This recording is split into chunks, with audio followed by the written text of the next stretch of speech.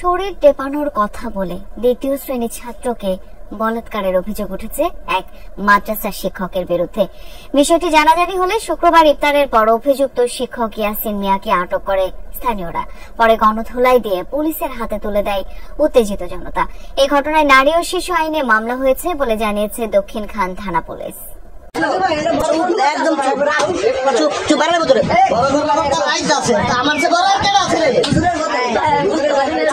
শুক্রবার সন্ধ্যায় দ্বিতীয় শ্রেণীর এক ছাত্রকে বলাৎকারের অভিযোগে দক্ষিণখানের আশকোনায় অবস্থিত মার্কাজুস সুন্নাহ তাহরিয়া ওয়ালিয়া মডেল মাদ্রাসার শিক্ষক ইয়াসিন মিয়াকে আটক করে স্থানীয়রা। পরে গণধোলাই দিয়ে পুলিশের হাতে তুলে দেয় উত্তেজিত জনতা।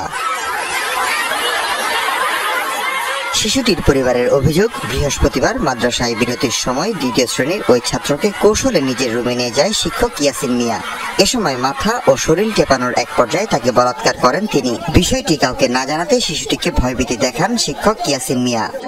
মাদ্রাসা থেকে আসলো সন্ধ্যার পরে, তো আসার পর আমি 10টা সাড়ে 10টার দিকে বাসায় আসলাম। আসার পরে ও বললো যাবো যে আমার সাথে আমার শিক্ষক এই ঘটনা ঘটাইছে আমার সাথে। তারা যে কাজটি করছে এটা জঘন্য কাজ করছে, এটার একটা সুস্থ বিচার হইলে আমি খুশি হব।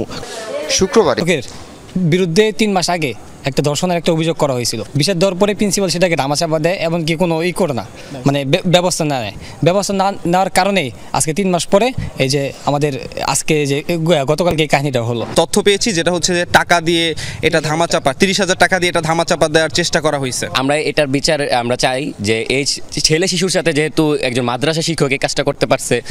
খবর পেয়ে ঘটনাস্থলে গিয়ে ইয়াসিন মিয়াকে আটক করে দক্ষিণখান থানা পুলিশ। এই ঘটনায় মামলার প্রক্রিয়াধীন বলে জানিয়েছেন দক্ষিণখান থানা পুলিশ। আমাদের যে লোকাল যে পুলিশ আছে এই পুলিশের কাছে তার খবর দিলে আমরা তাকে নিয়ে আসি, আমাকে গ্রেপ্তার করে আমাদের থানায় নিয়ে আসি।